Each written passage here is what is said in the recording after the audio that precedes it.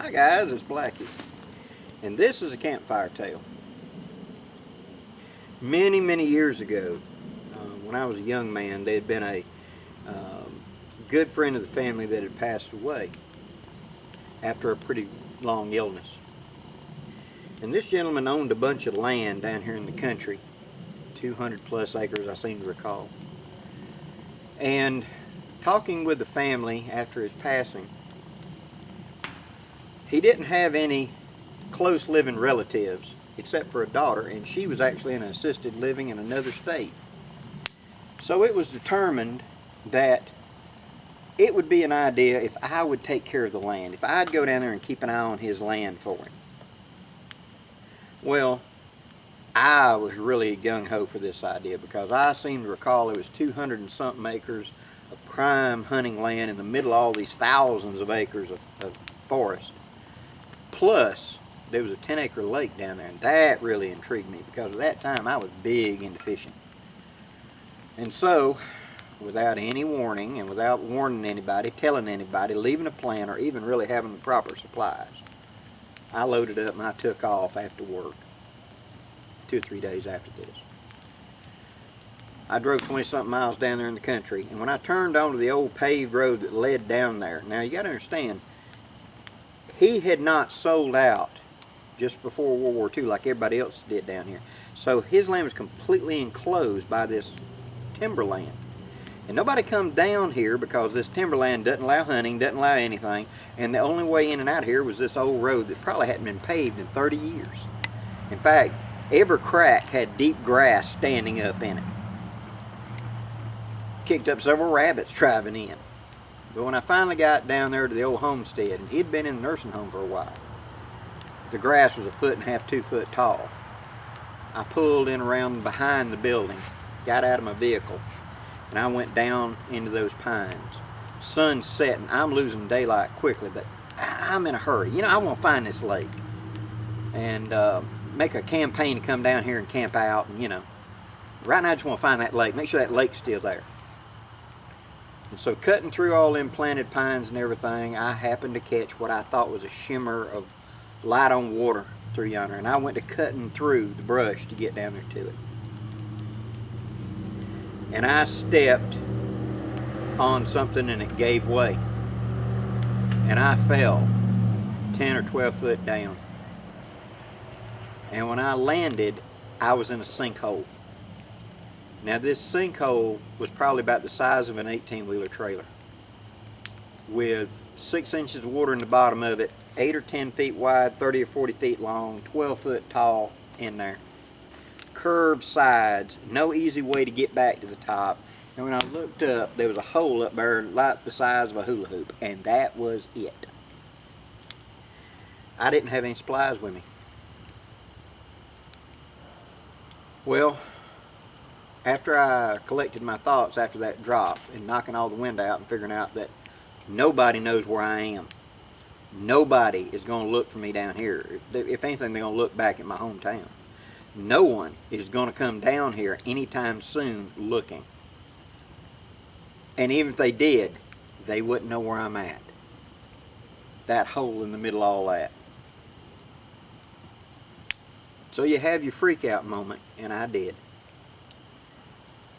And then after a few minutes, you kind of get a hold of yourself, take stock, and make your decision what you're going to do. Knowing that the temperature was going to get into the 30s that night, and I was going to be trapped in the water down here, because it was like 6 inches deep, no place to sit down to get out of it. The very failingness of light, I could barely make out the walls and try to see what was going on. The only thing I had on me of any consequence was a big lockback knife, a K-bar lockback knife.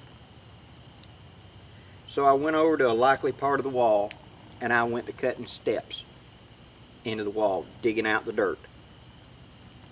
For the next several hours, I cut holes, until finally I was able to stand and climb and stand and climb, and I went to digging out the roof. I made a hole, and I was able to lunge up and through and grab a hold of a tree root and pull and pull and twist and moan, and finally I rolled up on the surface. In that cold moonlight, probably about 11 o'clock at night, is when I finally crawled out of that grave. And believe me, I felt like this was my grave that I was crawling out of. And to be honest with you, when you first get out, your first instinct is to run. I didn't run. My instinct was I had to calm myself down. And then I had to walk back. But knowing that this sinkhole was here, every step was terrifying. I just knew that my next step, the ground was going to open, I was going to fall into another one. It's like being in a minefield. You don't know. I didn't know that one was there. You couldn't look and see it. And I'd stepped off into it. So I don't know what my next step is going to bring. That was pretty much terrifying for me. But over the course of, say, the next hour, I made it back to my car. And it was only when I pulled up on the paved road did I stop shaking. I drove home, told people who cared about me what had happened, and how close I'd come to disappearing. And it taught me a lesson.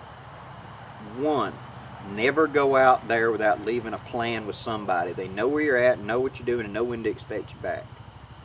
Two, never go out there without some sort of resources and supplies. At least tools to get you unstuck, if nothing else. Now, by the way, this is long before the days of cell phones, so there wasn't no pick up a phone and call for help and tell them how to get to you. That's modern. It wasn't then. And also, I didn't look at the land. I was in a hurry. Never approach unknown land in a hurry, because like this, the unknown can bite you. With just a slight tick, if I hadn't had that lockback in my back pocket, there'd been no way I could have dug out. You would have never heard of Blackie, and no one would have ever known what happened to me. I'd have been buried alive 12 foot down in a sinkhole somewhere in Alabama that maybe someday an archaeologist would find, or a well digger. But if you get anything out of this, I want you to get this. You're important. You're important to the people that care about you. You owe it to them, if not to yourself, to make your disappearance nearly impossible. Make a plan, tell somebody, leave a written note or something in your vehicle of what you're planning on doing. Have a backup plan, and if you're not back, have somebody come looking for you. That's what I learned from that. Hope you enjoyed this, guys. Please leave any questions or comments, and if you like this type of thing, I may do more. Till next time, I'm Blackie for Shaman's Forge, wishing you safe journeys. Have a great day, guys.